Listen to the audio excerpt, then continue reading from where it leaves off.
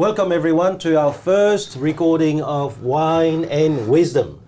My name is Thomas Hoang and I'm here with Cameron Wilson.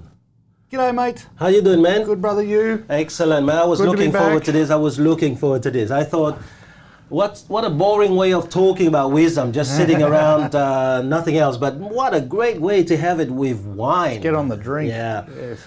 No, we don't get on the drink. I think that the reason we use wine, which has been used by all of our ancestors, the Romans, the Egyptians, the Greeks, I mean, they all done it. So that is mainly because there is that line in Latin that says in vino veritas, meaning through wine, the truth emerges. So yes. We don't want to be the fake messengers of fake wisdom or fake news. We want to be the true angels of wisdom. And so we believe that only through a little bit of vino that we are going to get the best out of our wisdom, right? So for our audience to understand this, the name of the game is simple. When we're going to invite people to talk about work, their personal life, their achievement, how they see life evolve for themselves and their family or whatever the topic. I don't think that we have a problem. The only thing that we're gonna have in terms of rule is that everyone has to bring a bottle of wine. And right now, we are going to limit it to $50 bottle maximum. Unless it's Darren Butcher. And less is better, all right? So, we are not competitive. I know my wife, Cameron doesn't. So what we do is we're gonna have wine and compare and then have a bit of a chat and exchange ideas. That's all we want to do. We don't want to impress anyone. I don't think that we have to impress anyone because there's a lot of wisdom out there and people know a lot of things, and we only want to maybe give some of you a click to say, hold on, there's people who get lost in between paying the bills and trying to make a living on a daily basis.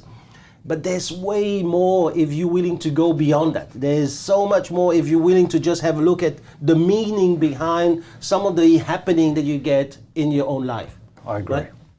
So today, the first wine we opened was yours. Here's one we prepared earlier, an Audrey Wilkinson 2017 Chardonnay from our favourite wine region, the Hunter Valley. I like that wine, yep. Anyone who knows anything about wine, and even those who don't, they will tell you that 2014 and 2017 are apparently the best years for Chardonnay on the planet in the last decade, so it would be silly to not choose a wine from one of those years. And Audrey Wilkinson is a house in the Hunter Valley that perched on top of a hill, I believe, Thomas, that has wonderful absolutely. Views of the valley. Absolutely, 360 degrees. Great photo opportunity. I'll be visiting there in 3 or 4 days' time with my beautiful bride and looking forward to it. Yeah. And man, this is exciting. You know, you wanted to do a podcast. I said we should do it with alcohol because that's... Yeah, no. So, I would never do a session without alcohol. Now, my bottle of wine is from Scarborough, and it is called the Obsessive Chardonnay. Mate, you're gonna be there in 3 days. I beg of you, you have to take the time and go there. Scarborough House. Yeah, Scarborough. I've been to the Hunter Valley many times, right? You know that almost every year I run a seminar up there. Yes. Anyway. The thing about Scarborough, when I discovered them, it's nothing like the other houses. They really sit you down. It's very nice. It's very polite. It's very charming. But they want to take you through the story of wine. They're not just interested in pouring you a glass over a counter and then here you go, or even charge you $5 for a bit of wine. They just want to give you the experience. And I think that that's the thing about wine. It's that you have to be able to travel. Yeah. And the Obsessive range is the top of their range. That is the cream. Okay. And the last time I went there, they actually brought out this 2017 Chardonnay, but they did what they call a horizontal, I think it's the name, the longitudinal comparison. Where they gave me the 2016, 2014, and And that gave me the opportunity to see how the same grape in a bottle just change Over within, time, you know. And I think that that's what it is about wisdom, isn't it? Wisdom changes. Yes. The amount of shit I know, and I, back when I was 21, and I thought I knew a lot. Well, man, that is nothing next to what I think I know now. You think you know? Yeah. I'm very careful with my words. and I reckon on my deathbed it's going to be nothing next to what I know. And that's what I'm probably going to be saying to myself, what a waste. Yeah. What a waste that I know that much and I used it that little in my life. And that's going to be a very sad thing. I hope, though, that I'll die with a nice bottle. I think, is there a study on that, or Steve Jobs has a line about the people who go to their deathbed, the biggest regret is they didn't use the information they learned, or there's something along those lines? Shit, like, man, the wine's doing some good work on you, man. Here's one I prepared earlier, eh? No. Yeah. But let me ask you this, because the audience is going to ask, what do you mean wisdom and wine? So, don't you think that wisdom is overrated these days? It depends what you attach to the word wisdom. It's a very broad term, and it can sound ultra philosophical, which we're trying not to be, but we may well end up there. A few too many wines usually takes you in that place. Or it could be something you heard your mate say down the pub last week that made a lot of sense or hit home for you,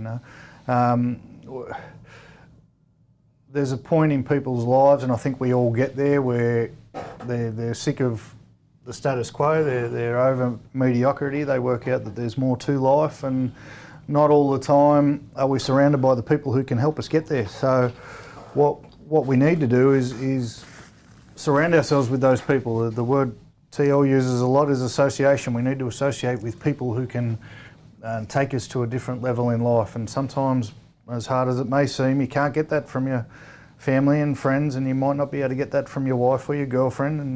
And we've got the opportunity here to create a place where we can be that association for people. And that's not to say we know what we're talking about. We've got no idea, but I agree about you, but not me, man. I have no idea. But what I've learned is, but by having a couple of quiet ones and sitting around some people who are on a different level to you and have been there and done it, or give you that time to reflect, that is wisdom. If we pull the lessons from every conversation that we have, or every experience that we have, good or bad, that is wisdom. Now, whether we choose to use that wisdom is a whole other topic for another day, because there's a massive gap between knowing something and actually doing anything about it. But it should be fun, mate. We can have a few drinks, we can shoot the breeze, and if someone gets value from that, I'm a guy who doesn't have a large circle of friends. I've got a very close circle of friends, very small circle of friends, and at times I've lacked the association that I've needed to go further. And you can get it from books, and you can get it from TV shows, or you can take a deep breath and call someone which might make a lot of people uncomfortable, but if they can whack their headphones in their ears and listen to us, carry on for a little while, and we might be able to provide that value for them. Yeah, and who knows, they might just have way more wisdom than us, and then come and join us, and then help others. Yeah, thank you. Yeah, yes. The only thing we ask of them is that they have to turn up. They with have to bottle. bring wine, so I can sit in the corner. I won't even speak. And because we are the first in the club, we're stopping at 50, but they might have to pay more, and it depends on inflation. Yeah, we'll have to check the income before we go. But let's go back to the wine. Do you know how, quite often, I mean, is wisdom related to age, like wine is related to age? Well, I made a comment yesterday when we tried this for the first time. Yeah, no, and we stuffed up because of your corrupted card. So this is Wine and Wisdom 1.5. One of the first things I had on my list was how similar wine was to wisdom, but you pulled me up on a point which is good. I said wine gets better with age, and so does wisdom. Let's change it to so should wisdom. But like a wine, we can't be too picky on the amount we spend or where we get it from, because some of the best wines you've ever had in your life will be a $6 clean skin from Dan Murphy's, and some of the best wisdom you'll get will be from a 3-year-old child who can barely speak English. Love that one. No, you stole my line, you bastard. I didn't steal your line. You clearly stole my line. I've got it written in my phone that is now turned off. But wisdom is not related to age. There are people who are probably in their 90s and have got no wisdom. Yeah. Right? just like their wines, when they pass a certain level, they just go more vinegar than wine. Yeah. That's how it works, right? We've all met 20-year-olds. I mean, I think the saying we use is wise beyond their years. We've all met 20-year-old people who are probably in a 20-year-old's body but have a 50-year-old's mind, and we've also met 20-year-olds who have a 12-year-old mindset, you know. So age is no factor. I think experience is a factor. Yeah. Oh, well, that's a good one. Now, what about the fact that is wisdom something you catch? Is wisdom something that you reach at a certain age and bang, it hits you? I mean, I understand for some people it may be young, but is there an age where wisdom starts to flow into? It's a bit like, you know, when you go to those Wonderland or whatever it is, one of those theme parks, you have to be 120 centimeters before you're allowed in. That's different for everybody. I think you and I have a slight differing, not of opinion, but just of perspective on this. I think wisdom is something you can catch. I know you don't, but I think because we all get to an age, or hopefully all get to an age where at some point we wake up one morning and go, oh shit, for that to have happened, we had to have been catching wisdom along the way. And wherever your head stores it, wherever your brain stores it along the way, it's there to be caught. Now, I'm a big believer in the universe, and things will happen when they're meant to happen, and things will happen for a reason. A lot of people aren't ready to be aware of the wisdom that they've caught until they're ready. And so you think they've caught it before, but they're not ready to interpret it, is what you're saying? 100%, that's what I think. You can't, I'm not a scientist, so I don't know how many thoughts a minute your brain processes, but you can't ignore experiences and lessons that you learn in life. Your brain, whether you choose to consciously or not acknowledge what's just happened, some part of you buries that deep down inside, and it will come up when it needs to come up. And, unfortunately, there's a lot of people who manage to suppress that urge for their whole life, and that's the people you talk about on their deathbed who have got no wisdom. They got it in there. They just chose to do nothing with it or even acknowledge that it was there, is my thought on it. Yeah, that's a nice one. So it's a nice way of saying that Vinner's got wine in there. But, the wine didn't realise it was a wine until it was too late. And then it turned to vinegar. Yeah, no, that's good. I like it. And this is what I think my definition of wisdom is probably out of 3 elements, and I call it the cash element. So the first one is that it's about knowledge. You have to have knowledge. Yes. So whether it's from reading, from listening to others, from having your parents telling you how certain things happen. But then number 2 is experience. That's because sometimes there are things that you can learn from reading or listening to others, and there's things that you have to just go through yourself in order to really realize that is the reality that you now understand. Yes. But then I think there is that bonding element. And that bonding element to me is judgment. Judgment is what is necessary to combine all experience and knowledge in order to draw a lesson. Then when you draw that lesson and you manage to now use it as a cement or as a plus in other aspects of your life, now that is wisdom. Becomes wisdom. Yeah. It's almost like you're looking at something from the outside, even though you're right in it. Yeah. You can be wide-eyed when looking at a situation. Shit, the wine's already working on you, man. We've had 17 bottles, mate. I don't know what you're talking about. It's nearly 9:30 in the morning. Come on. Yeah, well, but let's go, TL. Yeah, no, it's only 7 in the morning, man. We can define wisdom. We can talk about why we think it's necessary or if we think it's overrated. But why would people listen to us, TL? Or why would people listen? Do you tell me about you? Where are you coming from? Who is Cameron Wilson? I'm Cam, mate. You only call me Cameron when I'm in trouble. I know, so like that. I know. Yeah, you're going to get on me about that. Soon. Cameron Wilson, father of 3, husband of 1, business owner / real estate agent who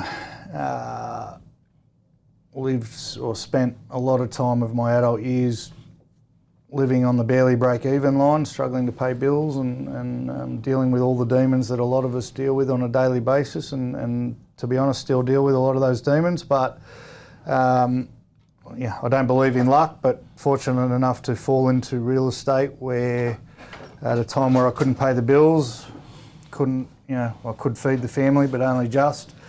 All the, I guess, knowledge and experience that I'd picked up, to fall back on some of your words, doing all the other things that I'd done in life, sort of fell into one and combined to make a pretty successful real estate career pretty early on, and has turned into opening a couple of offices, lucky enough to do it with Wiseberry. And just, I'm a guy, as far as rough around the edges comes, is about as rough as you'll get.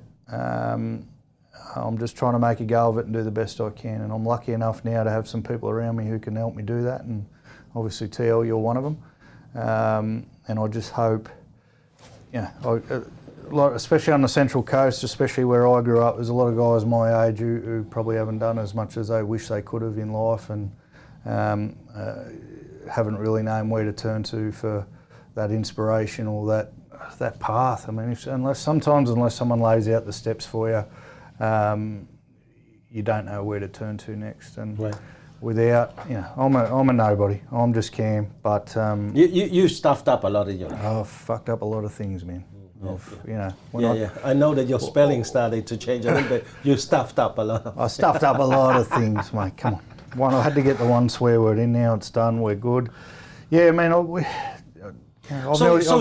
Your wisdom comes out from a lot of stuffing up. Yeah. And I would have to say that you We're just going to call it experience. You have stuffed up. You have stuffed up. I'm just going to put that down to way more than me. You have stuffed up way more than me. That's the first time you've ever admitted that. Yeah, I think that you have. But here is the thing for our audience to understand this. How old are you? 37. You're 37, I'm 52. All right? Now, I think that the reason that wisdom has only knocked on my door after 52 years, it's because I did not go out there and make as many mistakes as you did.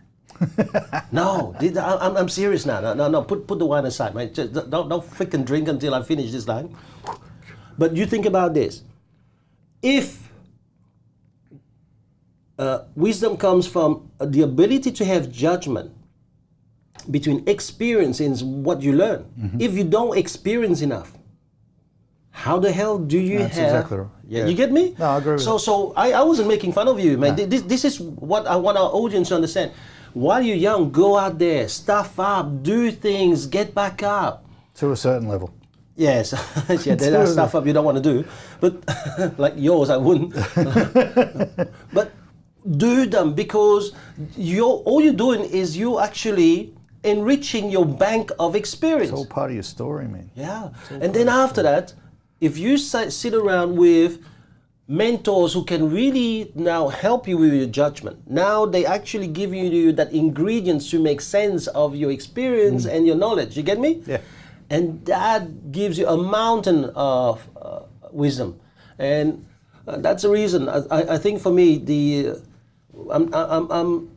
I'm really not lying to you when I say your ability to have wisdom outweighs mine, because at 37, if you can have those moments, I mean, for the moment, like an infant, you have glimpses. I'm better when I'm asleep like an infant too, mate.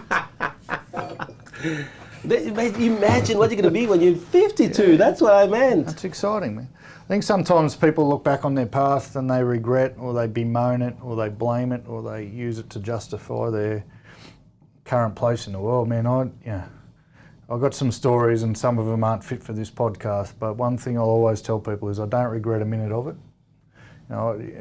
There are times where I've sailed pretty close to the wind. I've nearly been to jail, and I've ended up in some pretty sticky situations, but take it from a sales perspective, my ability now to walk into any house and deal with any situation, whether it's a divorce or death, whether it's financial issues, whether it's the good times as well, whether it's young parents, whether it's blended families, because of the life I've had, I can have a conversation with anyone about any of that. Yeah. And the biggest thing in our industry is being able to relate to people. People have to like you and trust you enough to want to give you $20, $30, $40,000 at the end of the day for selling their thing. And if you can't relate to them, you're no chance. Yeah. My best friend in life, God bless him, Pete, he told me when I was getting into real estate I'd be broke in 3 months. I said, mate, I'm already broke. So got nothing to worry about. But in the first 3 months, we brought in almost $50,000 in commission. And he sent me a text message the other day. 2 days ago, I woke up to a text message from him, mate, so proud of you, couldn't have been more wrong. And little did he know, and he's one of the best salespeople on the planet selling cars, but that life experience, people. But maybe he's one of those that belongs to my group, which is the group of people who we've been taught a lot. So we've got a lot of knowledge, can read a lot, but maybe are scared of going out there and taking the action, gathering the experience. And I think that the experience outweighs the knowledge, and then when it comes about judgment, unless you have experience, you can't give your judgment a very concrete judgment. Yeah. It's still a theory. Yeah. It's still something you've read in a book. Yeah, 100%. Right? And so the wisdom that you have is a living wisdom, where maybe mine is more plasticky. We can call it maybe. Don't be too humble, mate. Too humble is not good for anybody. So you got enough wisdom behind you. Give the people your elevator pitch, mate. I'm Thomas Hoang. I've just met you in an elevator. You've got a minute for them to know you by the time that you get off the elevator. I'm a Vietnamese-born dude who lived in Belgium until the age of 20, so I mainly speak French, and who came out to Australia by himself with $400. Did you have hair then? I'd had a lot of hair then. Okay, we're good. Not enough stress then. 20 hair, 52 no hair. And the biggest thing though is I was a spoiled brat, and I walked away from Belgium to Australia and having to fend for myself now for the first time. And I think that was tough. I still remember leaning against the wall of a property 6 months into my trip here, crying and sobbing my life out, thinking, what am I doing here? I don't even understand this language. And I was thinking to myself, maybe it's time to go. Maybe Dad's right. Maybe I'm a failure. Maybe I failed again. And so, this is a kid who's just walked away from second year of medicine. And today, I run a real estate franchise, Wiseberry. We have 24 offices. And what I really get excited about is making our people happy. And I'm not just interested in bringing them money. I want to give them a life. Like this morning, I was up in Gorokan visiting one of our rental team, and I don't think they realize it. They might have been excited seeing me there. They don't realize how excited I was to see part of the culture that seeped through their leadership down onto them. Yeah, you told me in the car over, man. That excites you, huh? Yeah, that to me is exciting, you know? And so that's about me, man. Yeah, awesome. So $400 to how many offices underneath you? 24. So a lot of hair to no hair.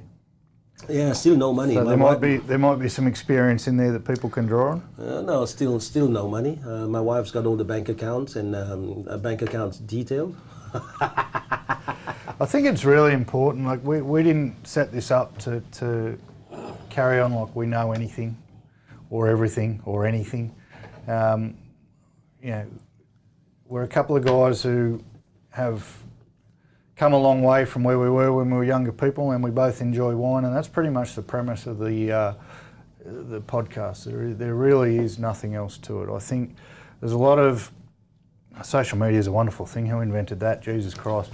A lot of people on there that are preaching to the masses about life who haven't lived any life. I know 27-year-old life coaches, and that's their job. I mean, come on, man. What are we talking about here? I know people who are on Instagram every day talking about sales and teaching people sales when they haven't sold a thing for 12 months, you know. And people fall into that trap. They fall into the rah-rah trap. They fall into the, this is instant and this is now, and how good is this guy? So we all jump on the bandwagon. Oh, he said fuck, so he must be an absolute champion. He's authentic, but behind the scenes nothing's going on. And I think when we use the word association and when we talk about being the sum of the 5 people that we hang around the most, or the average of the 5 people we hang around the most, we have to be very, very careful who we choose. You know, people choose accountants that have got no money in the bank, and people choose personal trainers that weigh 150 kilos, and people choose financial planners who have got no investments themselves. You know, we need to be real careful about who we hang out with, and if the only people you can find to hang out with are a couple of blokes who have come a long way from 20 to 52 and 20 to 57, we haven't got any, 57, 37, Yeah. we haven't got anything nailed, but we're in front of where we were, and I think we can, as much as we will knock ourselves and self-deprecate our achievements, we've come further than a lot of people, and if people are interested in hanging around that, then you can be a lot better off than some idiot who's yelling on Instagram about how good they are. Well, let me tell you, when I see the number of people, the amount of people who can't pay their bills if they're not getting their pay next month, I guarantee you, mate, a lot of people have been mistaken. I mean, back in my younger days, Dynasty or Dallas they were the shows. Right? I mean, even knowing that JR was going to be the baddie this week, I mean, we got excited. These days, with social media, everyone is an actor. Everyone can be famous, and everyone is about, all right, how do I get that spice in order to be famous? And I spoke to Darren Butcher many years ago, and he said to me, Thomas, maybe we should go out there and spread the word about what we do. And I felt like an imposter because I thought, no, I mean, how can I go out there and tell people what to do when I'm still trying to fight in life, you know? And it's taken me all of these years really to realize, to me, life is not about having one field being success. As I said this morning to the rental department, we are like a flower. And the flower doesn't just focus all its energy on one petal. It doesn't go out there and say, you know what, I'm a successful salesperson. Look at me, I've done so well in sales. And then when you look, baby. And then when you look at all the other petals, they're missing. Their wives no longer talking to them. Their children are trying their best to run away from them or get into mischief. Their parents don't even want to know them. That to me doesn't mean that you are successful. I mean, I touch wood. I've got a beautiful wife who has raised 4 amazing children. I laugh because if it wasn't for my wife, I think I'd have 4 idiots. But thanks to my wife, I have 4 amazing kids. And yes, I have more than enough so that I don't have to worry about money. And I think that that's the aspect of wisdom I want to share with people. That is how you can lead a life that is either inspiring to your own children and maybe loved ones. And yes, you stuff up. There's some stuff up that I'm not even proud to talk about. But that's part of life. And if you can really go through these things and then afterwards sit down, and instead of showing the bank account, you should show what I call the life account. That's what I call that's what I call the proof of wisdom. You know, my first leader said to me, Thomas, before someone sits down with you and tell you, all right, listen to me, I'm going to show you how to invest your money, ask them for their bank account. If their bank account is larger than yours, yes, listen to them. Otherwise, maybe they should listen to you. Well, it's the same thing for me. When someone says to me, well, sit down with me, I'm going to show you wisdom, look at their life account. How's their love life going? How's their children doing? How's their self doing? How's their relationship with their loved one doing? If not, close that life book. And I think that that's the aspect of wisdom we want to give our people. Yeah, it's 15 minutes of fame that we're not interested in. You know, Well, you can't. I mean, give me 15 minutes of fame, I'll take it. But we passed the 15 minutes long time I'm ago. not going to carry on. We're famous, baby. What do you think of this wine? I'm not 100% on it. I don't know, man. It's a bit young. A bit acidic again. It's 2 bottles of buttery wine. I would have thought I'd learn after yesterday. Yesterday, there were some good bottles there yesterday, man. But I think that today we're going to do amazing with this one too. That's some wisdom right there. I think when you're going to go up to Audrey Wilkinson in a few days, just tell them, man, you better take a picture. This is what I showed. Yeah. Right? I lost against this Asian Well, dude. I I lost against this Asian dude. Asians. And you're going to have to do better. But you can't tell Scarborough, okay? Because that's my house you got for the them, moment. Yeah, you know Thomas. Yeah. I'll just go in and say, yeah. No, you can't. Why not? Why not? Oh, I thought about us stuffing up yesterday, man. Well, you stuffing up yesterday and failing on our first attempt at a podcast. And my very first listing rescinded on me because I didn't waive the cooling off period after just coming out of a course that said always waive the cooling off period. And you came into Coastal 2 days later. And I said, oh, I got a listing. Oh, and they rescinded. And you just looked at me and nodded and went, then you are very lucky, because you have experienced failure very early on in your career, and now you'll be fine. Well, same as our podcasting career, mate. Now, if our podcasting career goes anything like my first rescinded listing goes, we're going to be okay, brother. Yeah. We're going to be all right. This is what people forget. You know, every time they have a problem, they think the problem is the end of the world. It's not. The problem is probably the seed of wisdom. How good is failure? Huh? How good is failure? I don't like failure, man. But as a lesson. Listen, I don't mind failure for you. But as a lesson. And I will help you with the judgment. Man. And then you'll give me the wisdom. Failure is a blessing. Because until you know, and you just learned this. Where did you do? You just learned this with your twins. Hadn't lost a tennis game in how many months? 3 months. 3 months, never lost. Never since lost. they started. Yeah. So they didn't know what failure was. And then how'd they go in the grand final? They won. They won the grand final. Let's preface that. They won. But they almost lost. They lost. Because their mind went down as soon as they lost their first one game. Yeah. One game. Yeah. And failure is a blessing, man. Yeah, but you know what? Failure is not a blessing when you're writing it, man. When you're writing it. No, right when you're writing in the it. shit. Yeah, it's not a blessing. That's the wisdom. Tally up the stuff ups, mate. Tally them up. No, so what I think is when you fail, what you need is the word that you used earlier. You need that association. Yes.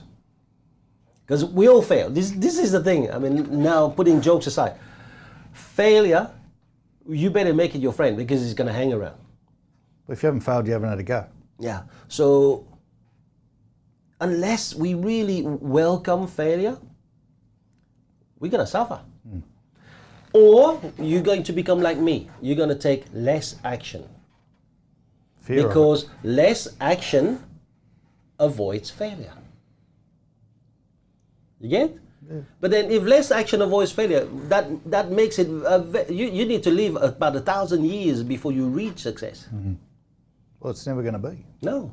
And if you look at that formula of cash, you won't have enough experience in order for the judgment to really cement your wisdom. Worse than that, though, are the people that never experience failure yet are still scared of it. Yeah. Because they won't. There are many people, and we come across them in our industry all the time, they will not take the next step or prospect or whatever that step is for fear of something going wrong that's never happened to them before in their life. There's fantasised events appearing real. Fear.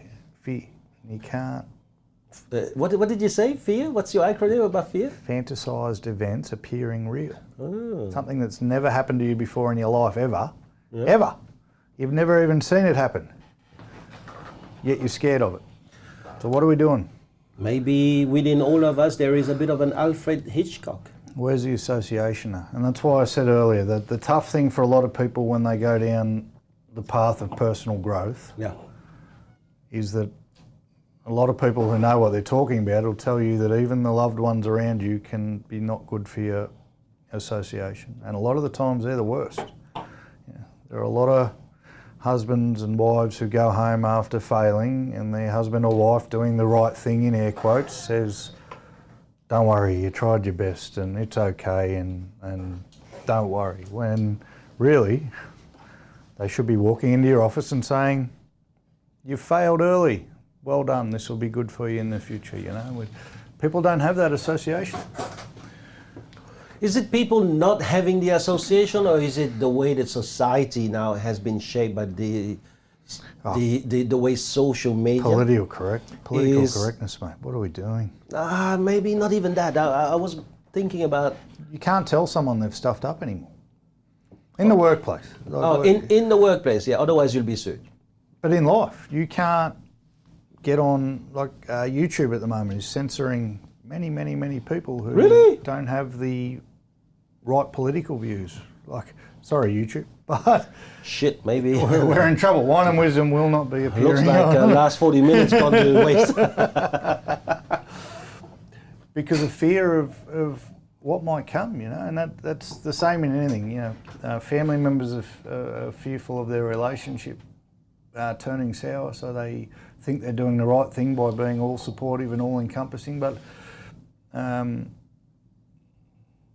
but if we change perspective on that, surely the best thing you can ever do for someone is tell them when they're wrong. But people don't like it. This is what I was trying to say to you. The truth shall set you free, but first it will piss you off. Looks like your bottle has got you gone. It's got me gone. Why don't we start mine here? Let's try mine. Ooh, I think this Obsessive is going to get you obsessed. Try this, man. If I've lost 2 days in a row, I'm going to be bitterly disappointed. We haven't lost a thing. We learned so much from yesterday. Cheers, mate. We've learned how to make sure that the disc is formatted before we start the session. We're going to have to wait till we wash out the other one. No, I'm not giving you that yet. Oh man, this one. Cleanse the palate.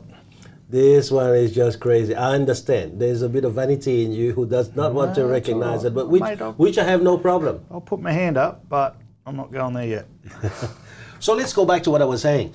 There's people who, do you know, there's people in the morning when they wake up, they have to look at Facebook. And I was running a seminar just a few months ago in Fiji, where I said to people, listen, if you've got anxiety and you've got vanity in you, what you need to be doing is to avoid maybe social media, because there's people who just are not interested in posting things for friends to see. They are interested in making sure they get more likes today than they got yesterday. And you know, where the sickness become even worse now is they could be actually getting way more likes today than they got yesterday. But there's that one person that didn't say like, and that will just stuff their day. That's the end of them. Yeah, that's not the entire day. That's not bad, huh? That's not bad. No, that's not bad, is it? Third sip. Whenever you go to the Hunter Valley, they say the third sip's the teller. You're gonna have to make sure, man, Scarborough is a house you can't miss. Right? And if you go there and you tell them Asian Thomas was here and he told me, you should be all right. The way you keep flogging me at this, like I've trained hard for this event, mate. I've put in the yards, I've done the extras, yeah. But the way you keep flogging me in wine selection tells me that you're a veteran. Yeah, I'm like the 150 game NRL player who thinks he knows how to play the game, but then you've got the 300 game player. You're a 300 game player, my friend. That's ridiculous. Ah, come on, man. You don't want to see my liver, because the book of my liver hates you. Man, I'm joining up to about 47 wine clubs over the next 5 days, so we'll have plenty to talk about. There's some good wines. Actually, the next few Wine and Wisdom we're going to do, there's going to be some wines, man, that I guarantee you have never, ever even seen the name. Yeah, probably not. You'll see. Because in about... It's not on Liquorland special list, mate. In a few days, mate, I'm going to be in Queenstown, so wait. We're going the Kiwi wines. Wait for the house that I'm going to visit, mate. I miss Phil, here I come. They know. They're waiting for me. What are you going to Queenstown for? Tell the people. Well, I mean, I've got a mate of mine, it's Costa. He's a racing driver. He races radicals. and he's now has built a Hyundai, a factory Hyundai, right? That you can actually buy for less than 30 grand. And he's asked the factory, so he's just gone to Japan just to see how the factory and what they've done. They have removed every bit of the i30. And, so he's got a frame. And they have turned that into a racing machine, right? And he's going to be racing radicals next week. So he's invited me to come and spend a bit of time with him. Mainly because he thinks I'm a nice guy. What? Rubbish. But tell me, why is wisdom important to your real estate business? Oh, the same reason it's important to life. I think the first thing we can do for people is try and steer everyone away from the idea of work-life balance and work being in one corner and life being in the other, because they're not and they can't be and they never will be. As a nation, whether it's just Australia or worldwide, we're working more hours now than we've ever worked before. We spend more time at work than we do in the house. Can I just stop you for a second there? Because I've been in some of these offices where, the salesperson seems to be working, but right next to him, his phone is buzzing with Facebook messages. Well, it's important, mate. This is a new age where we market. That's a new door knock, apparently. I just don't know. So when you say, we're spending more time at work, I disagree. That's what I was trying to say. Go back to your point, mate. And the other, apart from there being no such thing as work-life balance, how you do one thing is how you do everything. So wisdom, we're going to talk a lot about life. We'll talk a little bit about work, but they are one and the same. So if you haven't got your shit together at work, there's no way you've got your shit together at home, and vice versa. And that's why wisdom's important in a work sense and in a sales sense and in a real estate sense. We need the knowledge first, and one of the things, we're not here to advertise Wiseberry, but one of the things we have in abundance at Wiseberry is knowledge. And that's got to be the starting point for everyone, and that's where we start as a company before we employ everyone. Next is going to come the experience through doing what you've been trained to do. Yeah. And then hopefully at some point, and I'm still waiting, will come the judgment from all those experiences. But as I said, that's from the association. And that's from, You get the right association, they will give you the right judgment. You get the wrong association, you will have a stuff up wisdom.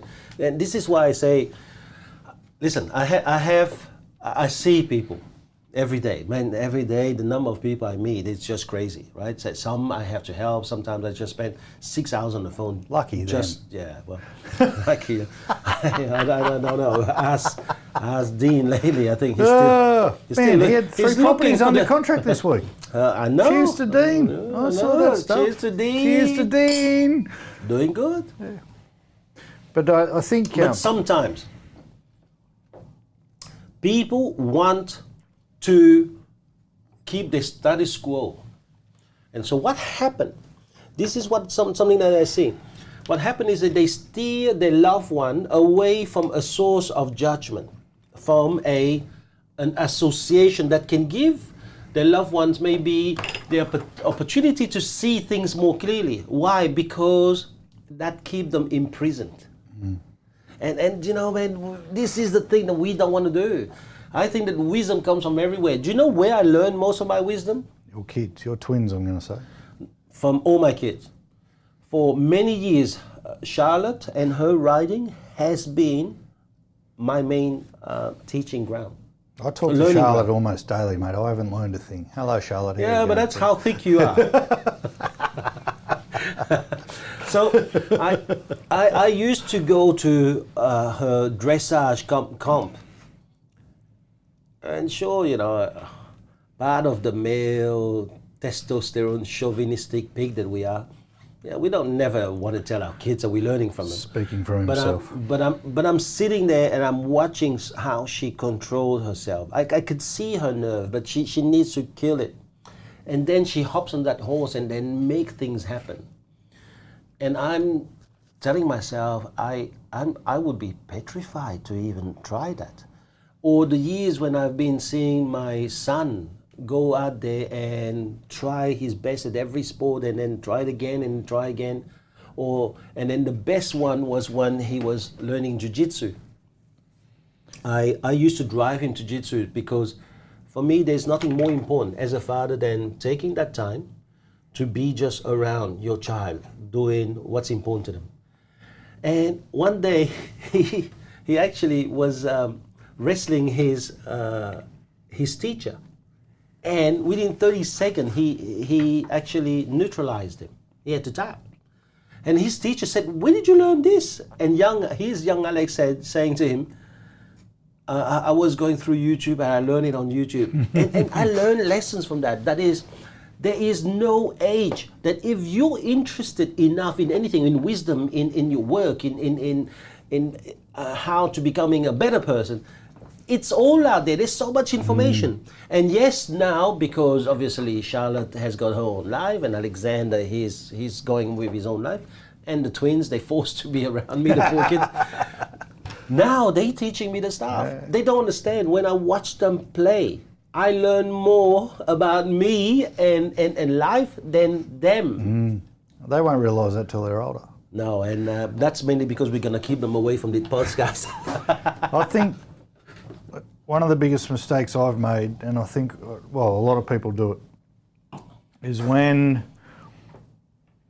I got into real estate, I wanted to be the best salesperson on the planet. So yeah, we all do. Well, I spent so much time reading sales books and negotiation books and practicing and rehearsing and doing all this stuff to be great at my job. Didn't do a thing to get better at being a husband or being a father or taking any of that stuff home, because in my head, work and life were separate. I needed to buy I bought an $800 remote control car that I crashed into a pole 20 seconds after I bought it, and it blew up into pieces because I needed a hobby, because work and life were separate. You couldn't have them together. Right. And I think, how many lessons has your kids taught you that transfer into the workplace? Plenty. This is what I think say. The biggest thing in wisdom is realising that it's everywhere and it's applicable everywhere. Yeah. So the lesson is a lesson. Wisdom is a transport. It's applicable everywhere. Yes. Once you can take the lesson and apply it everywhere, it's now wisdom. And that's where it is. And that's where the judgment comes to see that. And I think the biggest thing people can take out of maybe today or whatever is don't strive, well, always strive to be the best at your job, but use the skills you learn to do that, to be the best you can at home. Yeah. Or strive to be the best you can at home. It's going to make you the best you can at your job. Listen, man, I'm sick and tired of listening to the people who keep on talking about, if your boss is not appreciating what you're doing, go somewhere else and find a better boss. That is shit. This is, last week, 2 weeks ago, I was in a conference and I said to people, if your boss is not appreciating what you do, do more. And if he still is not appreciating what you do, you do more. And you do more until you can't do more. And something's going to happen. Either he's going to wake up to himself and say to himself, hey, this person is vital to my business. Or an opportunity will open itself to you. Therefore, if you just resolve yourself to doing more, you win both ways. Yeah. We talked yesterday about that, and we talked about people who think they're being held back and people who are actually being held back. And in your analogy about the bubble, talk to people about the bubble. You tell them. You better tell the bubble story, mate. Something to do with the bubble being underwater. It's always going to make it to the top one way or the other. How long do people think? The idea is to make the bubble so big. So the most people don't understand this. But it takes so much more energy for a leader to keep you below the surface. So if you were a bubble of energy and knowledge, well, your leader is going to have to apply his hand to push you down. And as long as his hand is there, he's going to keep you down. But if you invest in building yourself and making yourself bigger, then your bubble is going to start growing. Now, soon enough, your leader might have to use, your boss, if you will, might have to use both hands to keep you down, right? So he's going to keep you down for quite a while. But then, after a while, he can't anymore. At some stage, the bubble is going to get out of his control and go to the surface. Therefore, the only solution to our betterment is just to invest in ourselves. So what's the message for the people who think they're being held back, in air quotes, Maybe but they are just full of shit? Maybe they're just small bubble. Blow harder. maybe they've got a big voice for a very small bubble. What you want to be doing is to stay humble, and this is the thing that you and I, we've spoken over We the haven't time. spoken about the All Blacks. We've spoken about the All Blacks, right? And to me, the All Blacks is a big thing, and I think that it really came out of wisdom when in 1994, after they lost the World Cup, they sat down and they decided, hold on, we can't have people who are going to be on binge night the night before the final. We're not going to make it. And so they decided to change the entire philosophy, and it came down to one line. And the line was, better people will make better All Blacks. And so they decided, I'm not going to be hiring better people. I'm sorry, better player. I'm going to be hiring better people. Because if I have that, then I will have the heart of our team. And I think that is the key to what we try to impart upon people with the wisdom talk that we have on Wine and Wisdom. Sure.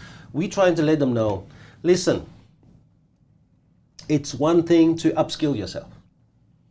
But unless you really spend that time and devote the time into growing as a human being, let me tell you what you're going to get at the end of the day. When you're in your deathbed, all those shit that you've done, they'll amount to nothing. Because you will then suddenly realize everything else that you had to go by without, they're not even worth the sacrifice that you made. And you know, and or maybe they way more than the success that you got. How do you reckon? We talk about deathbed, and you're 87, so... So what do you reckon about this obsessive? Yeah, I'm not there yet. This is obsessive. And do you know why it's obsessive? Because Ian, the owner of the show, who started in the 70s, he went there with his wife and decided, hey, after a few years of working for some other wineries, we're going to do it ourselves. And this is why I love Scarborough, is that they're not people who just inherited this thing from way back. They're the people who decide, we're going to go into that field, just like you. And they decide, yeah, okay, in Carrion, there's already a good business, a really good business, but I'm going to take it over. They decided to Hunter Valley, I'm going to take it over. And they did it. They've done better than Audrey. Okay. I'm so upset. It's 2 days in a row, people. We'll leave notes on the wines in the show notes so you can have a go. That's okay, man. You're going to be there in 3 days. You've got the opportunity to make me look bad next week or next time. I don't know, man. Yeah, well, it's coming. Just know that it's coming. I've failed early in my career. The deathbed talk. Yeah. We talk about the deathbed a lot. And because that is the only thing that is inevitable. You know that. Yeah, The deathbed, our deathbed, that is the only thing that is inevitable. The only sure thing in life is that we're dying from the day we're born. No, yeah? They say there's only Death two and things. taxes, Yeah. Right. So that is the only thing that is inevitable. I mean, if you talk to some of the people I know, I don't hang around them that much, but tax is inevitable. I was going to say, but I wasn't going to say. I know some people who the only thing in life is death. We'll leave the other stuff out of it. But look, I'm 37, which sounds to me. Is that a dig at me? Sounds very old. You're 107. All right. But at 30, at 25, at 20, you could have given me the deathbed speech as often as you wanted, mate. Yeah. wouldn't even raise an eyebrow to it, because I'm not going to die, bro. I'm going to live till I'm 90, and that's, Jesus Christ, that's 70 years away for 20-year-olds. Nah, that's not true. Now you're talking shit. How do we? We're not going to have to talk shit. 2 years ago, yeah, me. That's you fine. thought. Well, what I was going to start with, at 37, I feel a lot closer to death than I did at 30. Yeah. Right. So I can visualise, and I can see the deathbed speech where I go, fuck, I should have done more. My father nearly died, and when we were lying in hospital with him, where he had a diabetic episode because he drank too much and didn't eat enough. Maybe that's a wrong place to talk about this shit, man. Nah, rolled over and said, stop drinking. But he was drinking a month later, right? So whatever, we're with you, big fella, get in there. But how does a 21-year-old, I've got a 21-year-old in my office, the deathbed speech isn't going to mean shit to him. And absolutely. Do you know why? so how do we pass that wisdom on to him in No, there's no wisdom in those. No, there's no wisdom in this shit. Listen, there's an age that you reach when you can't fight biology. You're gonna have to be with me. I'm with you. There's a time when testosterone and all of these chemicals inside the body takes over, mate. It switches off the brain. The brain actually moves down to about, in the men, 3 feet high in the ground. Above ground, and these people, you can't tell them shit. They know better, and that's the only time when you pray to God that your parenting's been good enough that's going to keep them alive. What about our leadership? Take kids out of the equation for a second. So don't hide them. Don't hire the 20-year-old. He's killing it, bro. No, send them back to their parents and let the parents do their job. Right? We're going to have to understand this. If you're going to play with human beings who are chemically driven, that would be like you taking a line in, and then you're going to try and teach that line, do not bite. Are you stupid? That's the same thing. I think, and my twins, they know this. You know, maybe there is a time when maybe at the age of 14, I'm going to put them in jail. I know a few people. I'm gonna put them in jail, and then I'm gonna pay that school jail fee, right, until they're 24, and then they're gonna release beautiful young ladies back to me. How do jail fees compare to private school, mate? I'm just wondering. No, I think it's an interesting conversation, because I didn't get it until yesterday. No. In real terms, I didn't start the personal development journey until I was 32. I'm on now 37. So yeah, 31, 32. But everything we say, I mean, we're just going to have to tell the young blokes to trust us. Just trust me, mate. You'll work it out one day, because we use a lot of analogies, and everyone does, about what are you going to be thinking on your deathbed. 21-year-old kid doesn't care.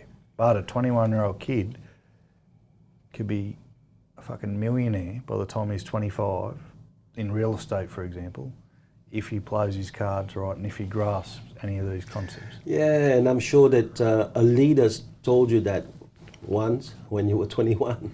Nah. Listen. We won't go to what I was doing when I was 21. I definitely didn't have a leader telling me I could be retired by the time I'm 25. But we've got people in our network, man. We've got 27, 28-year-old who owns multiple offices and did $400,000 last month with his team. Yeah. And when I look at the people I hire, and it's one of my failings at the moment as a leader, is to say to these guys, 4 years of work, 5 years of work, you'll be in a place that no 25-year-olds are in. None of your mates are. All I need you to do is listen to me for a short amount of time and we'll get it. And we spoke yesterday, we haven't brought it up today, but we spoke about giving people the book but then hoping they read the book. So what I have to get better at is helping them read the book that I've given them. Yeah, so, but there's enough proof there. We know our mate. We know our mate Abdullah, who $400,000 last month. The prick's 10 years younger than me. And by the way, makes me sick. And by the way, he spent 2 weeks. He spent 2 weeks in Las Vegas. Yeah. No, but that's where the deathbed. So what speech has he given his? Because he's got a crew of 21-year-olds, right? So 19. Abdullah, ring in and tell us what speech you're giving those kids to make them realise that on their deathbed. No, he doesn't give them a speech. He sent Carolina. But you should see Carolina. She sits in that cage, that's glass cage. No one can get in, but she sees everything, man. But you know, these are the things. It's not about age. No, it's not. I ask a lot of our leaders, a lot of our bosses, how many of you really do have your people in your house? Mm. And I am willing to cut my hands here. Mm. No leaders, no bosses in organizations, in real estate organizations, have got their people in their home more than Abdullah has. I invite mine, mate, but they don't come. So but you don't have a home. I mean, as we're speaking right now, the deck is being built.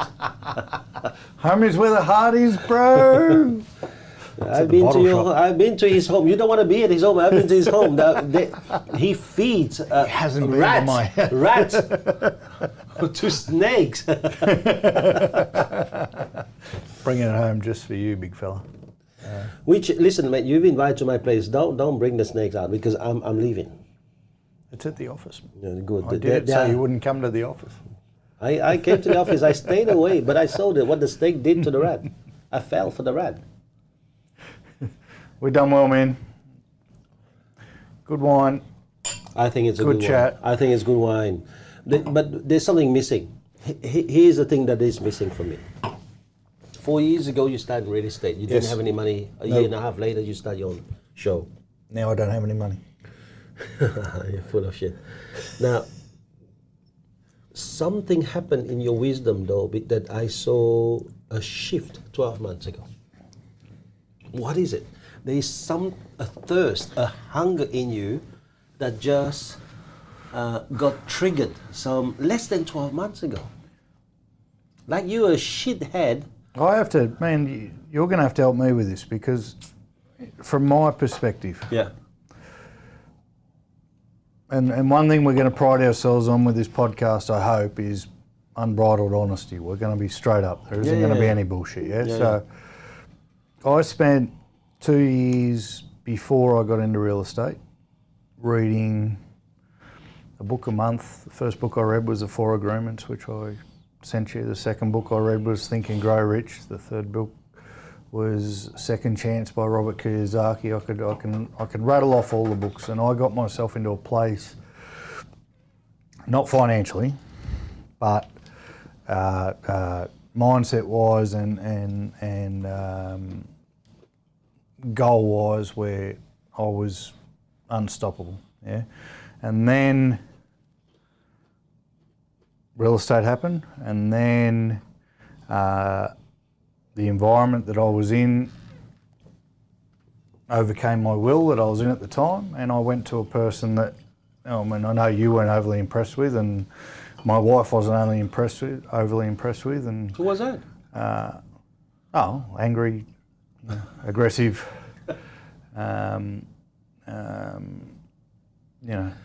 anxious.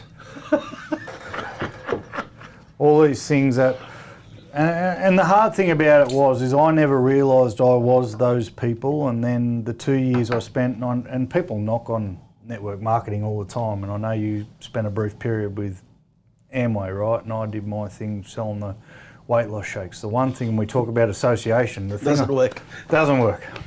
The thing I got around in those couple of years was people who, in air quotes, wanted to improve themselves, and they put me onto these books and they put me onto these lessons. And when I started real estate, I was in a really good place, I thought, in my head, and to the point where I turned up half an hour late to your recruit training. I didn't care because my mindset was that good that, who gives a shit, I'll go back to teaching people how to do push-ups. I saw people in the recruit course terrified because of obviously their leaders had built them up, and I grabbed them one lunchtime, and I don't know whether you're aware of this or not, but I grabbed them. Guys, what are you worrying about? What's the worst thing that can possibly happen to you? But I was in a good spot, and it only took a few months, maybe half a year of the environment that we were in to undo all of that. Right. And what you've seen over the 4 years is me trying to get that back, bit by bit, step by step. Now, honestly, in myself, I haven't noticed in will and intention a massive change in the last 12 months. Maybe in the execution, okay, and maybe in the response I'm getting at home and from family and from staff. But the want to be better than I am has always been there. So I don't know what.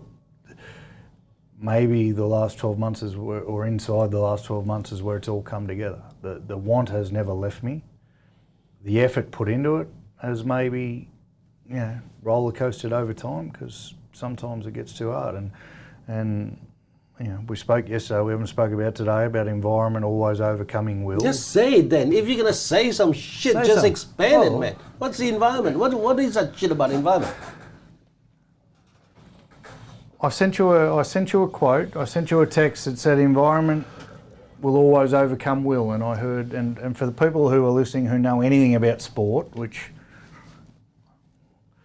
Paul Harrigan said to Matty Johns one day in a bar when they were talking about a player who had just left the Newcastle Knights, and Matt Johns said to Paul Harrigan, that guy will go all right down there, he'll go really well, and Paul Harrigan stopped him dead, and who was the captain of the Knights at the time. He said, no, it'll be the end of him. Matt Johns was like, what are you talking about? He's just starting his career, it's going to be great. And Paul Harrigan said, environment always overcomes will. No matter how good he is now, no matter how focused he is now, they don't have a good culture where he was going, he will be destroyed inside of a year. Yeah. And that happened to the bloke. He never played in footy again. He played that season with the club and he never played again. And you said you disagreed. I disagreed at the time. That was your lack of wisdom then. It was a lack of wisdom, and it was probably blowing too much smoke up my own arse, because when I couldn't overcome environment, I left. Which is what a lot of people do. Yeah, but I don't like where I am here. Yeah. I'm going to go somewhere else. And somewhere else is going to be better. I was sitting on the couch going, pat myself on the back, my will overcame the environment. It didn't. I left the environment and created my own environment. Yeah. I keep on telling people, man, don't leave the spot where you are because you don't like the sunset. Because wherever you're going, that sunset's going to be the same. Yeah, but sometimes you got the chance to create your own sunset. No, sunset's the same all over the world. But try it, you'll see. It goes down the same way everywhere you're on the planet. So the question is probably more for you, because I didn't feel a click. What has happened, what has changed in the last, definitely since January, so we'll go 10 months, is without an official signing of an agreement or an official conversation, we've taken on a bit of a, well, not a bit of, you've taken me on as a protege, and you're lucky enough. The bill's coming. You're lucky enough that I've taken you on as a mentor, because I had offers from everywhere, and I've got someone to call me on my bullshit 24/7. So, was there a definitive moment? No, it's been a slow grind over time where I've got the person in my world at the moment who will tell me I'm full of shit when I'm full of shit, and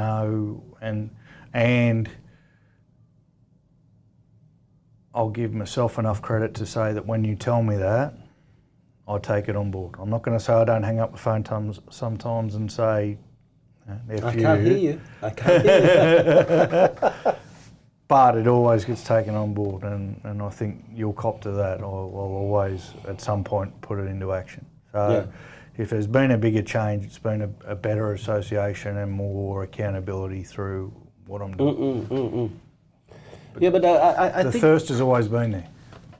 But there is a point. Even the thirst being there, people don't realize this. Gary Vee talks about it. He gets a text from people saying, "Oh, Gary, I mean, what you're doing is amazing. I'm going to change. I'm now going to do all this stuff."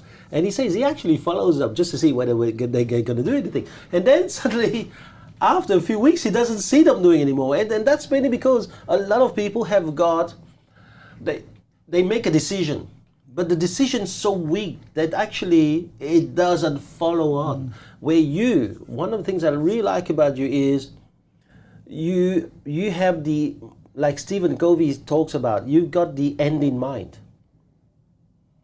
And the stumble along the way is not stopping you from the end in mind. So you like the guy that's climbing up Mount Everest, and what you're looking at is the peak. The stumble along the way at rendezvous 1 or 2, it doesn't matter for you. And I think it makes a difference. Where a lot of people think that I want to make one step towards rendezvous 1 or point 1 or camp 1, they call it, and I want to see the benefit. If I don't see the benefit of that 1 step or 2 step towards camp 1, fuck it, I'm going home. Yeah, that's what they're doing. Yeah. And I think that's the difference between the guys like you who go, no, that's the top. After camp 1, 2, whatever it is, I'm going to have to walk up the scree. Some people, they tell themselves, no, I want now. I want to make 1 step and get a benefit. I don't get a benefit, this doesn't work. But as you do know, you look at a lot of things that are worthwhile. People who go through cancer, people who go through chemotherapy, 1 shot of therapy is not going to do it. You know, I mean, I wanted to be, sure, I want to look like Arnold Schwarzenegger. But you know what? You're a little prick. Okay, all right. Maybe wrong look example. Like maybe maybe wrong example. I want to have a better body. Do I go out there and do what it takes to be a better body, or do I do a little bit of push-up and weightlifting and demand for a change that is immediate before I make the next step? I think what people are missing is that, and this is maybe where the people who are in the top 5% or the top 10% set themselves apart. Life is hard. And anyone who says life is easy, I believe, is full of shit. Full of shit. They haven't left the room. Right? They haven't left the room. Now, life is hard whether you're good at what you do or whether you're bad at what you do. Absolutely. Change is hard and staying the same is hard. The beauty about being a human being is we get to choose which hard.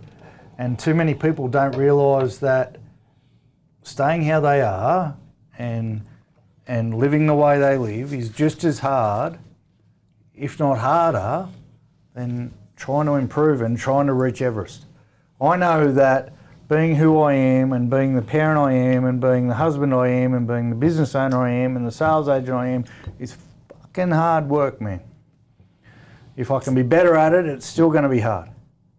But at least I'll be better at it and the results will be there for my family and for my kids and for my bank account and everything else. Because that's the thing that separates it. People don't realise it's going to be hard either way. Oh, I don't want to do that. That's too hard.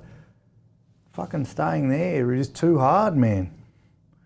Staying in a 9-to-5 job and getting paid bugger all and working till you're 65 is too hard. So, but hold on. So some people get it right. There has to be some idiots out there that are willing to pay us top money for us to do shit during the day. No. No. I don't know. I'm just trying. People think getting paid average wage. People joke about council workers, right? And people, they get paid good money to sit there and do nothing. Last time I checked, council workers got the average income that most people are getting. In this day and age, is that enough to live off properly? That's hard, man. You know, is working from. I used to pour beers and I've employed people who pour beers. I used to manage a pub. I used to have to do 80 hours a week for 45 grand a year. That's fucking hard, man. And now I work, when I'm working, 12 hours a day and when I was coming up, speak to 150 people a day. And that was hard work, man. The difference was if the right person picked up the phone, there was $20,000 at the end of the tunnel, mate. So what do you say now? What are you saying to people? Like, Choose your hard. Choose your hard, because what are you saying? Staying the same We have is to hard. love hard. Choose your hard is inevitable. Hard Maybe is, there's- maybe hard is not inevitable. Maybe there's three things in life. I have met Maybe people there's who three- just want easy all their life. Maybe there's three things in life that are inevitable: death, taxes, and hard, mate. Because you might not Very realise. sexual what you say, you know. Yeah, hey, You keep on using it, man. Yeah, well, yep. I'm not going to go there. That's what she said. Yeah, well, by now they know exactly number of People glasses don't you've had. realise what they're doing is hard, mate. I'm 130 kilos at the moment. I'm massively overweight, and for me to get back down to when I started real estate, I'll show you a photo, I was 94 kilos, and I was fit. And to get back down to that is going to be hard, bro. Yeah, that's right. But to stay a fat idiot who, I spent half an hour yesterday trying to rip up a deck, I nearly had a heart attack. I'm 37 years old. That is also hard. But one's going to kill me, and one's going to make me a better person. Yeah, but hold on. We are sacrificing ourselves. Yeah. Through this the greater good. through wine. For you people. We've had 97 takes at this in 30 days.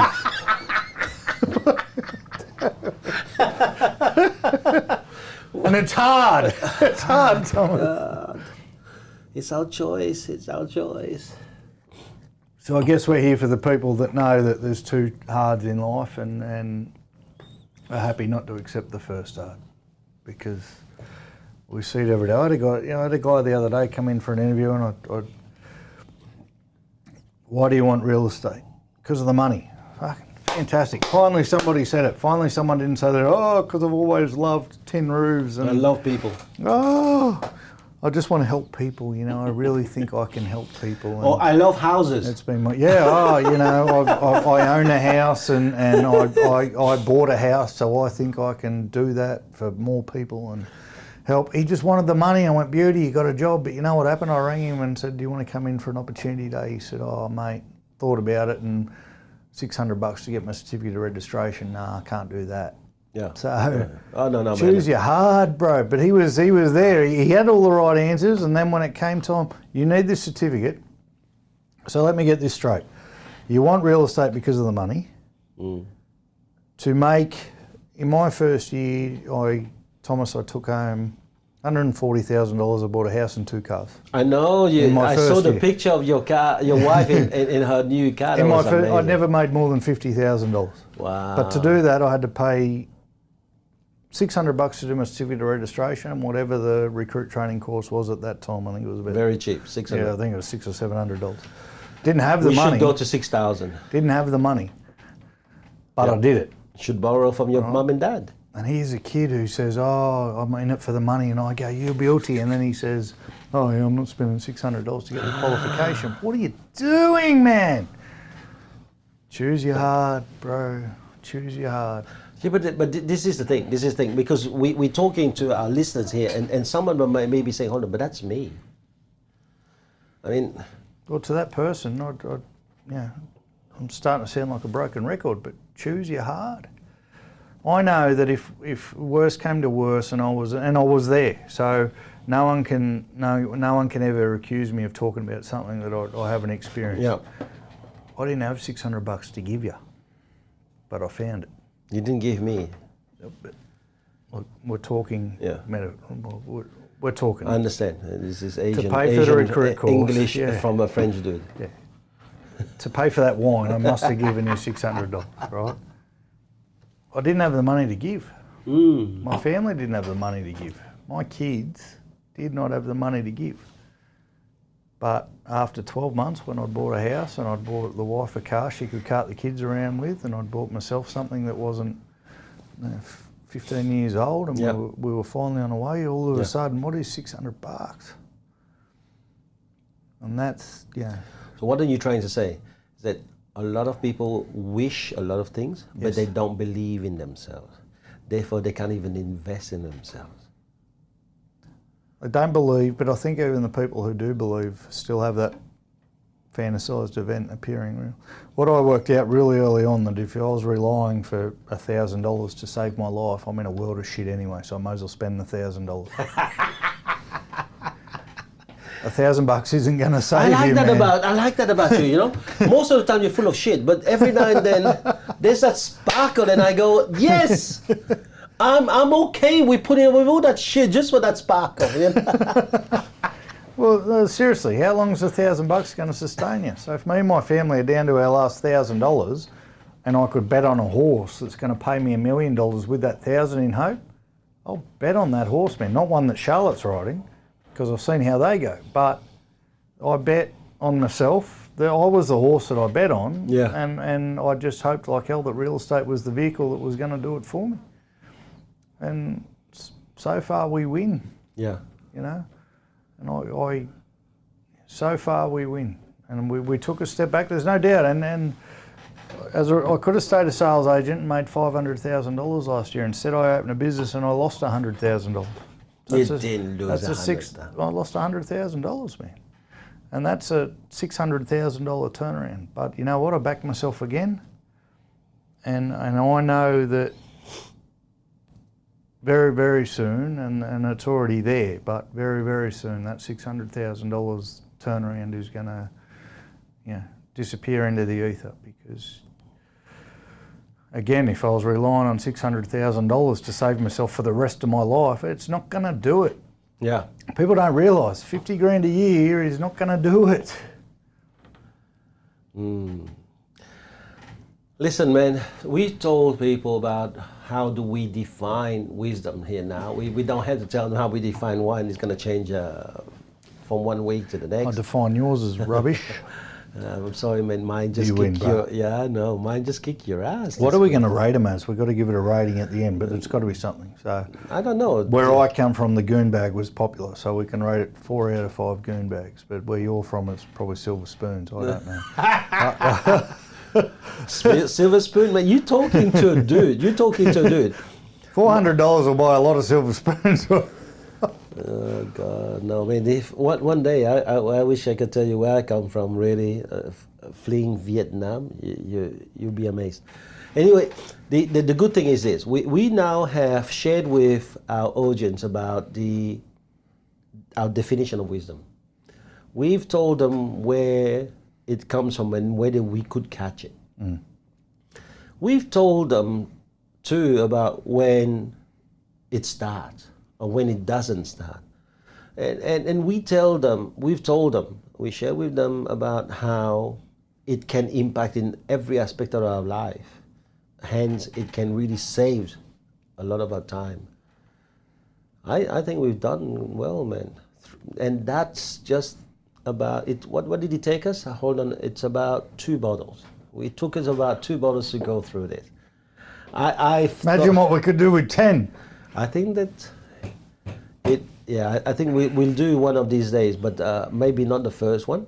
Otherwise, we'll have no one beside your wife, my wife. They'll give us lots of wisdom. Oh, shit. So, but Rest easy out there. You're not going to have to listen to us all the time. But one of these days, we're going to take it to maybe those 10 bottles. Give it a go. Because I think I still beat you. Oh. I reckon out of the 10 bottles, I still will beat you 5-0. Here it is, audience. Yeah, but what are you going to... Listen to this. It's going to be 5-0. You'll be asleep after the third bottle. I'm sorry, 10-0, 10 bottles. You'll be asleep after the 3rd bottle, so I'll have 7 bottles to myself. Which you did when you came to my place last week, you bastard. Anyway, so listen, people, I don't know whether you got anything out of our wisdom. Hopefully you got just one thing about wisdom. Go out there, take a lot of action. Because action combined with your knowledge, and if you hang around the right association, that will give you the right judgment. And that judgment will immediately cement both your experience and knowledge into wisdom. So here's my friend Cameron Wilson. I am Thomas Le Hoang, and we're not going to sign out because we're not keep on going after we push the button. But we will see you next time. Rock and roll, brother. See you soon. Thanks so See you much for guys. being here today, Bye. man. Bye-bye. Thank you so much for today, mate. Bye.